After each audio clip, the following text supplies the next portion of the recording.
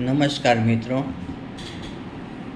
આપણે આજના જે વિડીયો છે એમાં જોશું કે શેર ખરીદતી વખતે કઈ કઈ બાબત ધ્યાનમાં રાખવાની, કયો શેર સારો કહેવાય, કોની ગુડ ક્વોલિટી છે અને કયો શેર નબળો કહેવાય. જો આ 5-6 પોઈન્ટ છે એ ધ્યાનમાં આપણે રાખશું તો જનરલી આપણને શેર પસંદ કરતી વખતે, કમ્પેર કરતી વખતે ખ્યાલ આવશે કે કયો લઈ શકાય, કયો ન લઈ શકાય. તો પહેલાં આપણે એનો જોશું પીઈ રેશિયો.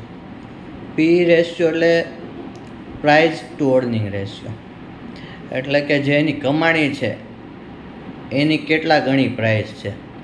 10 રૂપિયા કમાણી હોય અને એની 5 ગણી પ્રાઇસ હોય, 10 રૂપિયા કમાણી હોય અને એની 10 ગણી પ્રાઇસ હોય, તો જે પી રેશિયો છે એ જેટલો ઓછો એટલું કંપની માટે સારું અને શેર પરચેઝ કરવા માટે સારું. તો આ પી રેશિયો જે છે એ આપણે જે તે મોબાઈલની એપ્લિકેશન યુઝ કરતા હોય એમાં શેરના એનાલિસિસના ફંડામેન્ટલમાં આપણને આ બધા રેશિયો જોવા મળશે.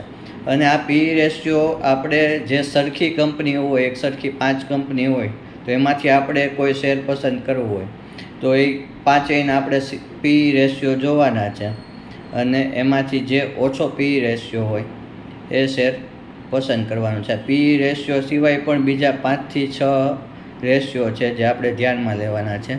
બીજો છે રિટર્ન ઓન ઇક્વિટી, એટલે કે આપણી જે ટોટલ મૂડી છે એની ઉપર વળતર. રિટર્ન ઓન ઇક્વિટી રેશિયો જેટલો વધારે હોય એટલું આપણા બેનિફિટમાં છે. માનો કે 10 રૂપિયાની મૂડી રોકાયેલી હોય અને એના ઉપર 2 રૂપિયા આપણે કમાતા હોઈએ તો રિટર્ન ઓન ઇક્વિટી 20% થયું. એવી રીતે મૂડી ઉપર જેટલું વળતર વધારે એ કંપની સારી. ત્રીજો છે ડેપ્ટ ટુ ઇક્વિટી રેશિયો, એટલે કે કંપનીએ ઉધાર પૈસા કેટલા લીધેલા છે, લોન કેટલી લીધેલી છે. કંપની બહારથી દેખાવમાં તો સારી હોય પણ જો એની પોતાની મૂડી એમાં રોકાયેલી ન હોય તો આપણે એ શેર પસંદ કરવો જોઈએ નહીં. ત્રીજું છે ઈપીએસ.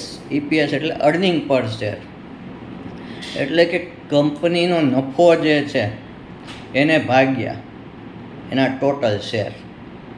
હવે કંપનીનો નફો જેટલો વધારે અને શેરની સંખ્યા ખૂબ જ વધારે હોય તો અર્નિંગ પર શેર ઓછું થશે, અને કંપનીનો નફો ઓછો હોય પણ શેરની સંખ્યા ઘણી ઓછી હોય તો એનું ઈપીએસ વધારે સારું હશે. એટલે કે અર્નિંગ પર શેર, એક શેર આપણી પાસે છે તો એક શેરે કંપની કેટલા રૂપિયા કમાશે. આ જેટલો ઈપીએસ વધારે એટલો એ શેર સારો.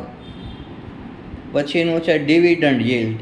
ડિવિડન્ડ યીલ્ડ એટલે કંપની જે પોતાના નફામાંથી, અમુક કંપનીઓ એવી છે કે દર વર્ષે ડિવિડન્ડ આપતી હોય છે તો 5 થી 6% ડિવિડન્ડ ઘણી કંપનીઓ આપતી હોય છે. તો એ એફડીની નજીકનું વળતર છે. કંપનીના શેરનો ભાવ તો વધે જ છે પ્લસ ડિવિડન્ડ મળે છે, એટલે કે જેટલું ડિવિડન્ડ યીલ્ડ વધારે એટલું ફાયદો.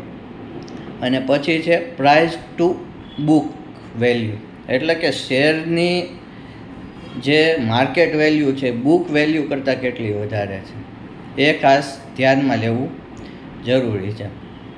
બુક વેલ્યુ 1 રૂપિયો હોય અને માર્કેટ વેલ્યુ 10 રૂપિયા હોય, અને બુક વેલ્યુ 5 રૂપિયા અને માર્કેટ વેલ્યુ 10 રૂપિયા હોય તો જે 5 રૂપિયા બુક વેલ્યુ હોય ને 10 રૂપિયા માર્કેટ વેલ્યુ હોય એ પરિસ્થિતિ સારી કહેવાય, કારણ કે માર્કેટ વેલ્યુ જ આપણે શેર ખરીદવાનો છે, બુક વેલ્યુથી તો ખરીદવાનો નથી.